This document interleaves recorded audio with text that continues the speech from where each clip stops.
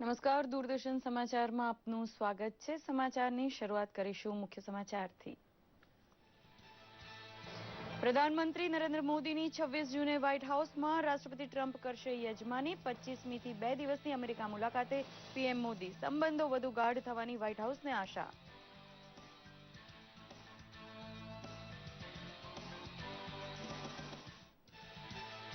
મોંઘવારી દરમાં છેલ્લા 5 વર્ષમાં વિક્રમી ઘટાડો। મે મહિનાનો છૂટક મોંઘવારીનો દર 2.18% થયો। એપ્રિલમાં આ દર 2.99%, તો મે 2016માં હતો 5.76%।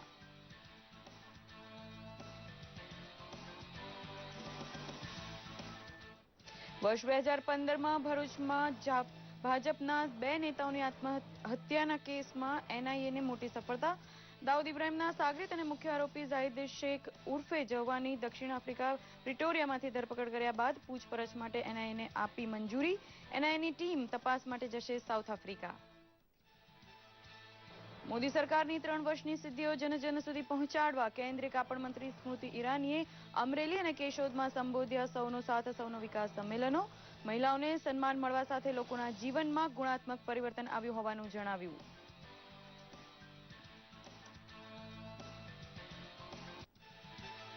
મુખ્યમંત્રી વિજયભાઈ રૂપાણીની ખાસ ઉપસ્થિતિમાં પ્રદેશ પ્રમુખ જીતુભાઈ વાઘાણીની અધ્યક્ષતા હેઠળ ગાંધીનગર કમલમ ખાતે યોજાઈ ભાજપા પ્રદેશ કારોબારીની બેઠક। પ્રભારી ભૂપેન્દ્ર યાદવ અને સહસંગઠન મંત્રી વી સતીશે પણ ઉપસ્થિત રહી જિલ્લા પ્રમુખો તમામ મોરચા અધ્યક્ષોને આપ્યું માર્ગદર્શન।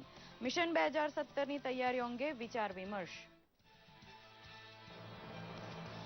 ભાજપા રાષ્ટ્રીય પ્રમુખ અમિત શાહ 20 અને 21 જૂન દરમિયાન ગુજરાતની મુલાકાતે। 20મીએ જૂનાગઢમાં સૌરાષ્ટ્ર ઝોનના ભાજપા સંમેલનને કરશે સંબોધન। 21મીએ યોગ દિવસની અમદાવાદની ઉજવણીમાં થશે સામેલ।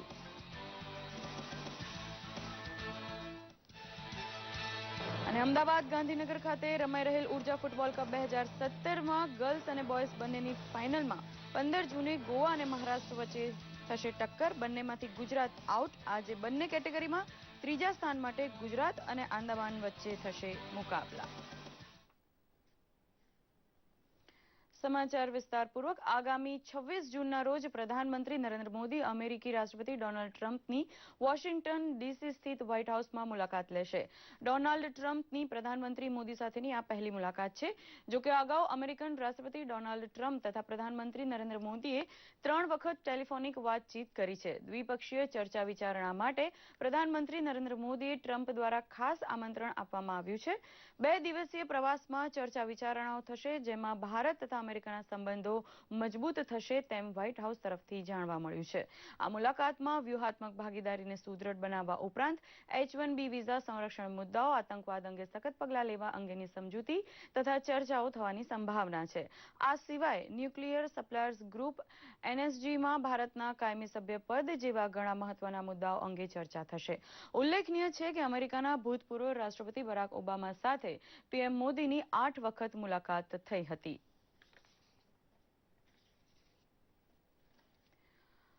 દેશની અર્થવ્યવસ્થા માટે સારા અને મજબૂત સમાચાર છે। મે મહિનામાં રિટેલ મોંઘવારી દર એપ્રિલના 2.99%થી ઘટી 2.18% આવ્યો છે। આ દર ગયા વર્ષે આ જ સમયગાળામાં 5.76% હતો। આ ઘટાડો છેલ્લા 5 વર્ષનો વિક્રમી ઘટાડો છે। CSO દ્વારા જાહેર કરવામાં આવેલા આંકડા મુજબ એપ્રિલ મહિના દરમિયાન દેશમાં ઇન્ડસ્ટ્રીયલ પ્રોડક્શનનો દર 3.1% આવ્યો છે, જ્યારે માર્ચમાં આ આંક 2.7% રહ્યો હતો। મહત્વનું છે કે મોંઘવારી દર ઘટવાથી રિઝર્વ બેંકને હવે આગામી દ્વિમાસિક મૌદ્રિક નીતિ નિર્ધારિત સમય કરતા વ્યાજ દરમાં કાપ મૂકવાના નિર્ણયમાં આસાની થશે। ભરૂચમાં નવેમ્બર 2015માં થયેલી ભાજપાના 2 નેતાઓની હત્યાની તપાસ કરી રહેલી એનઆઈએને મોટી સફળતા મળી છે। ભરૂચ બીજેપીના નેતાઓ શિરીષ બંગાળી અને પ્રજ્ઞેશ મિસ્ત્રીના ડબલ મર્ડર કેસના મુખ્ય આરોપી ઝાહિદ શેખ ઉર્ફે જાવોની દક્ષિણ આફ્રિકાના પ્રિટોરિયામાંથી ધરપકડ કરવામાં આવી છે, જેની પૂછપરછ માટે દક્ષિણ આફ્રિકાએ એનઆઈએને મંજૂરી આપી છે। ગત વર્ષે એનઆઈએ દ્વારા દક્ષિણ આફ્રિકાની સરકારને ભલામણ કરવામાં આવી હતી કે ડબલ મર્ડર કેસના મુખ્ય આરોપી દક્ષિણ આફ્રિકામાં છે અને તેમાં સહયોગ માટે અપીલ કરી હતી, જેના પગલે દક્ષિણ આફ્રિકાએ ઝાહિદ શેખ ઉર્ફે જાવોની ધરપકડ કરી છે. ઉલ્લેખનીય છે કે બીજેપીના બે નેતાઓના મર્ડરમાં દાઉદ ઇબ્રાહિમ અને તેના સાગરિકોની સંડોવણી બહાર આવી હતી. હવે સાઉથ આફ્રિકાના પોર્ટ એલિઝાબેથ ખાતે રહેતા ઝાહિદ મિયા શેખની તપાસ માટે સાઉથ આફ્રિકાની તપાસ એજન્સીઓ NIA તપાસમાં સહકાર આપશે. કેન્દ્રીય કાપડ મંત્રી સ્મૃતિ ઈરાનીની ઉપસ્થિતિમાં જૂનાગઢના કેશોદમાં સૌનો સાથ સૌનો વિકાસ સંમેલન યોજાયું હતું. આ પ્રસંગે સ્મૃતિ ઈરાનીના હસ્તે ઉજ્જવલા યોજનાના લાભાર્થી મહિલાઓને ગેસ કીટનું વિતરણ કરવામાં આવ્યું હતું. તેમજ મંત્રી શ્રી સ્વચ્છ ભારત મિશન હેઠળ સફાઈ યજ્ઞમાં જોડાયા હતા અને મહિલાઓને સફાઈ કીટનું વિતરણ કર્યું હતું. કેન્દ્રીય મંત્રી સ્મૃતિ ઈરાનીને આવકારવા મોટી સંખ્યામાં મહિલાઓએ હાજરી આપી હતી અને મહિલાઓએ સ્મૃતિ ઈરાની સાથે પ્રત્યક્ષ સંવાદ પણ કર્યો હતો. આ પ્રસંગે ઉપસ્થિત જનમેદનીને સંબોધતા સ્મૃતિ ઈરાનીએ જણાવ્યું હતું કે પ્રધાનમંત્રી મોદીના નેતૃત્વમાં યુવાનોના સપના સાકાર થયા છે અને મહિલાઓને સન્માન મળ્યું છે. તેમજ 3 વર્ષમાં કેન્દ્ર સરકારે જનધન યોજનામાં 28 કરોડ લોકોના બેંકમાં ખાતા પણ ખોલાવ્યા, જેથી દેશ વિકાસના પથ પર પ્રગતિ કરી રહ્યો છે. नरेंद्र भाई के नेतृत्व में हमें देशव्यापी विकास और सेवा के कार्य करने का जनता ने मौका दिया. હું આટલું જ કહીશ કે ગુજરાતની ચૂંટણીમાં ફરી એકવાર ભારતીય જનતા પાર્ટી જીતશે. ફરી એકવાર ગુજરાતની જનતા ભારતીય જનતા પાર્ટીને સપોર્ટ આપશે અને આ સપોર્ટ ગુજરાતમાં કરેલા વિકાસના કામોના આધારમાં થશે. સરકારની વિવિધ કલ્યાણકારી યોજનાઓ જનતા સુધી પહોંચે તે માટે અમરેલી ખેડૂત તાલીમ કેન્દ્ર લીલિયા રોડ ખાતે પણ સૌનો સાથ સૌનો વિકાસ સંમેલનનું આયોજન કરાયું હતું.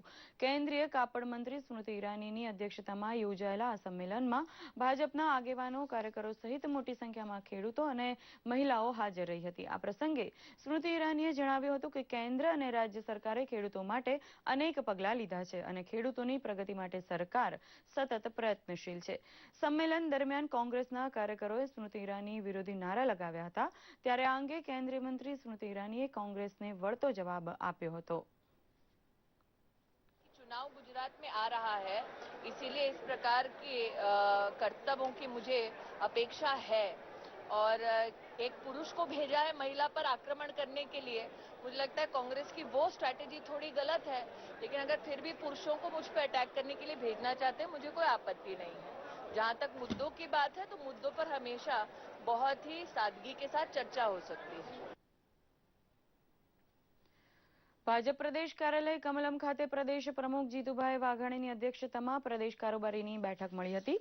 દરેક જિલ્લાના હોદ્દેદારો, સાંસદો અને આગેવાનોની બેઠકમાં વિધાનસભા ચૂંટણી અંગે ચર્ચા વિચારણા કરવામાં આવી હતી. આ પ્રસંગે રાજ્યના મુખ્યમંત્રી વિજય રૂપાણી અને કેન્દ્રીય મંત્રી મનસુખ માંડવિયાએ પણ ખાસ હાજરી આપી હતી. આગેવાનોની હાજરીમાં ચૂંટણીને ધ્યાનમાં રાખીને રૂપરેખા તૈયાર કરવામાં આવી હતી, તેમજ જુદા જુદા જિલ્લાના પ્રભારીઓને માર્ગદર્શન પણ આપવામાં આવ્યું હતું.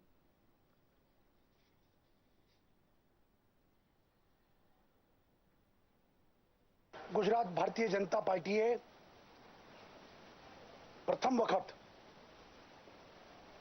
તમામ બૂથમાં વિસ્તારકો 9 દિવસ સુધી ઘરબાર છોડીને લોકો વચ્ચે જઈને ઘરે ઘરે સંપર્ક વ્યવસ્થા, સ્ટીકર્સ લગાવવા, સરકારની યોજનાઓ ઘરે ઘરે પહોંચાડવી,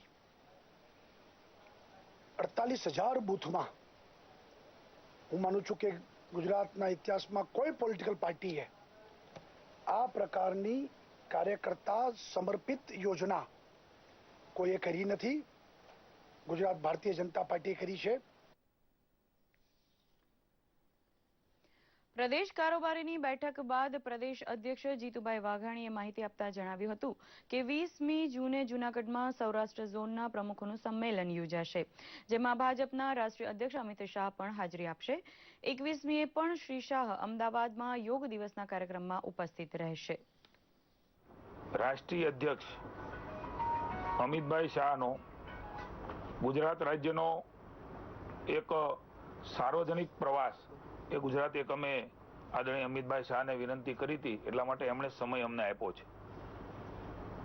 તારીખ 20મી જૂન જૂનાગઢ ખાતે બપોરના 2 કલાકે સૌરાષ્ટ્ર ઝોનના ભારતીય જનતા પાર્ટીના બૂથના કાર્યકર્તાઓનું પેજ પ્રમુખ જે ભારતીય જનતા પાર્ટીની વિસ્તારક યોજના હમણાં બની એમાં એકદમ શાર્પ રીતે પેજ પ્રમુખો બન્યા છે, બૂથ સમિતિ બની છે. આ તમામનું એક કાર્યકર્તા સંમેલન, પેજ પ્રમુખોનું સંમેલન, બૂથના કાર્યકર્તાઓનું સંમેલન એ સૌરાષ્ટ્રનું તારીખ 20મી આદરણીય અમિતભાઈ શાહ એમાં ઉપસ્થિત થઈ અને સમગ્ર સૌરાષ્ટ્રના કાર્યકર્તાઓને માર્ગદર્શન આપવાના છે. વિવિધ ક્ષેત્રે ચીજ વસ્તુઓના જીએસટી દર ઘટાડવાના જીએસટી કાઉન્સિલના નિર્ણયને ગુજરાતના વિવિધ ભાગોમાંથી આવકાર મળી રહ્યો છે. ડાયમંડ અને ટેક્સટાઇલના હબ એવા સુરત માટે જોબ વર્ક પર જીએસટીના 18%થી ઘટીને 5% થવાનો નિર્ણય રાહત લઈને આવ્યો છે, તો મોરબીના તબીબો ઇન્સ્યુલિન પર અપાયેલ રાહતને આવકારી રહ્યા છે.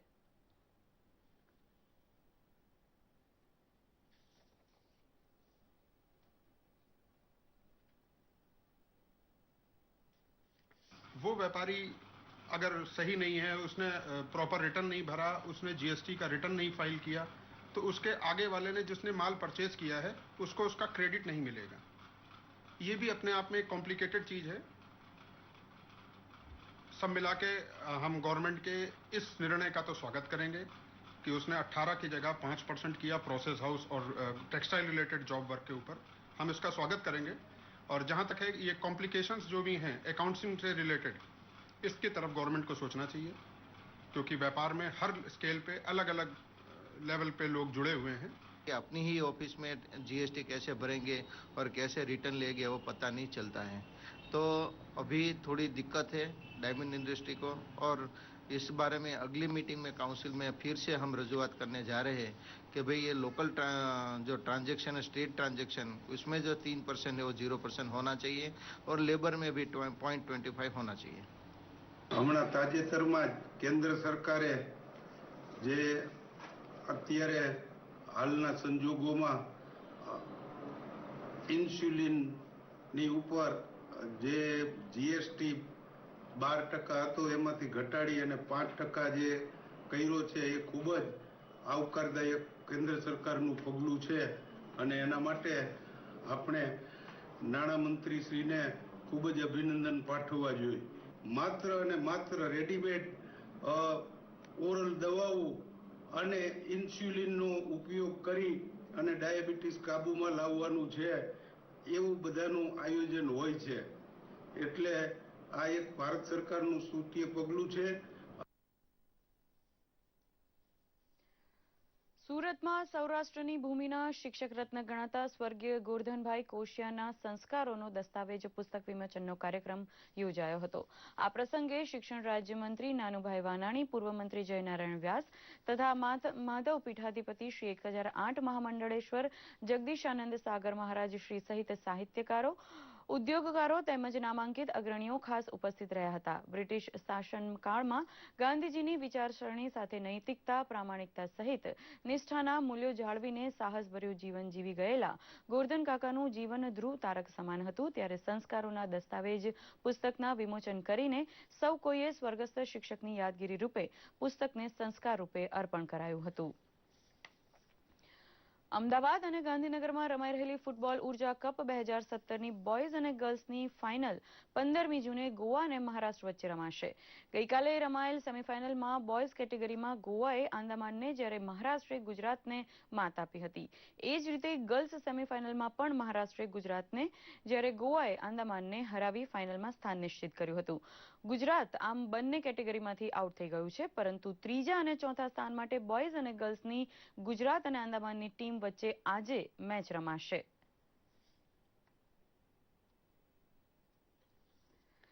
લડાયક અડધી સદી નોંધાવનાર સરફરાઝ અહેમદે મોહમ્મદ આમિર સાથે 8મી વિકેટની ભાગીદારીમાં 75 રન નોંધાવતા પાકિસ્તાને આઈસીસી ચેમ્પિયન્સ ટ્રોફીના ગ્રુપ બીની છેલ્લી લીગ મેચમાં શ્રીલંકાને 3 વિકેટે પરાજય આપીને સેમીફાઇનલમાં પ્રવેશ મેળવી લીધો છે. શ્રીલંકાના 236 રનના જવાબમાં ટોસ જીતીને પ્રથમ ફિલ્ડિંગ કરનાર પાકિસ્તાને 44.5 ઓવરમાં 7 વિકેટે 237 રન બનાવી વિજય મેળવી લીધો હતો. 61 રનની અણનમ રમત બાદ સરફરાઝ અહેમદને મેન ઓફ ધ મેચ જાહેર કરવામાં આવ્યા હતા. હવે આવતીકાલે પ્રથમ સેમીફાઇનલમાં પાકિસ્તાનનો મુકાબલો યજમાન ટીમ ઇંગ્લેન્ડ સામે થશે, જ્યારે અન્ય એક સેમીફાઇનલ ભારત તથા બાંગ્લાદેશ વચ્ચે મુકાબલો જામશે.